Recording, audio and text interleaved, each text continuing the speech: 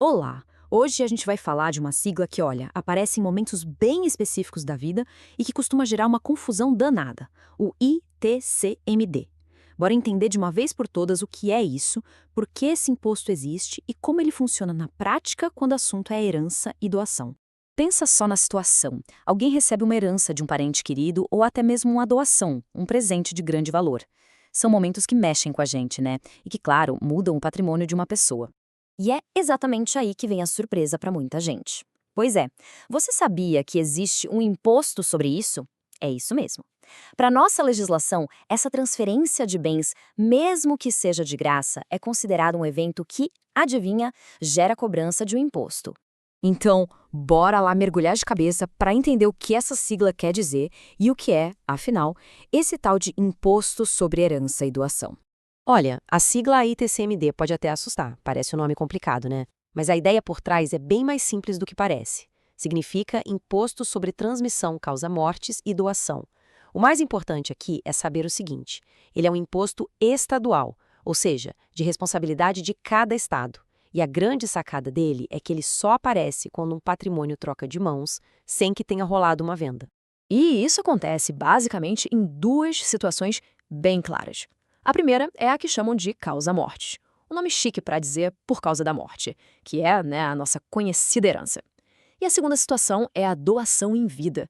É quando alguém, ainda em vida, decide simplesmente dar um bem ou um valor para outra pessoa de graça, por pura e espontânea vontade. Ok, mas aí vem a pergunta que não quer calar, né? Qual é a lógica por trás disso tudo?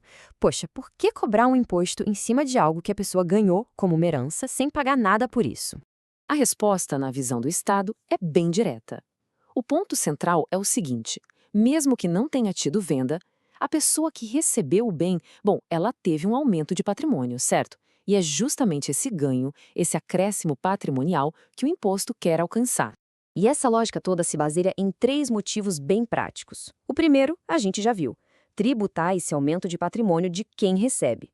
O segundo é super importante, que é para evitar malandragem. Pensa bem, se não existisse o ITCMD, seria muito fácil alguém fingir uma doação só para fugir dos impostos de uma compra e venda, né? E o terceiro motivo, claro, é que esse imposto é uma fonte de grana importante para a arrecadação dos estados. E isso tudo leva a gente para uma diferença que, olha, é crucial e causa uma confusão enorme. É fundamental entender que, para o fisco, herdar um imóvel e comprar um imóvel são coisas completamente diferentes. Dá uma olhada nessa comparação que fica super claro.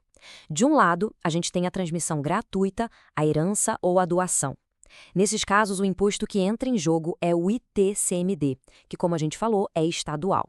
Do outro lado, a gente tem a transmissão onerosa, ou seja, quando tem pagamento, como numa compra e venda. Aí o imposto é outro, é o ITBI, que é um imposto municipal. São coisas totalmente diferentes.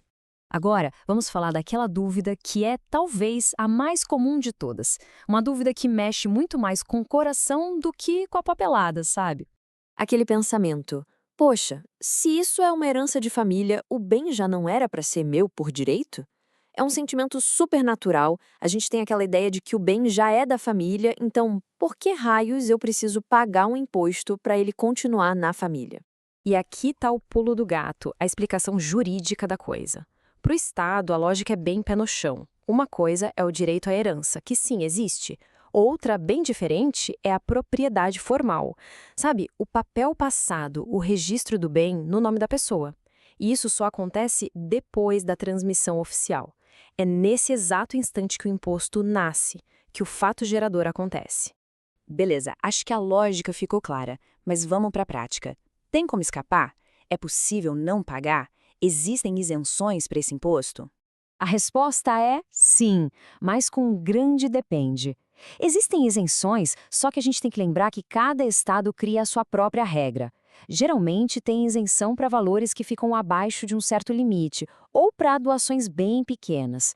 Mas, e aqui fica um alerta gigante: quando o assunto é imóvel, aí a história muda.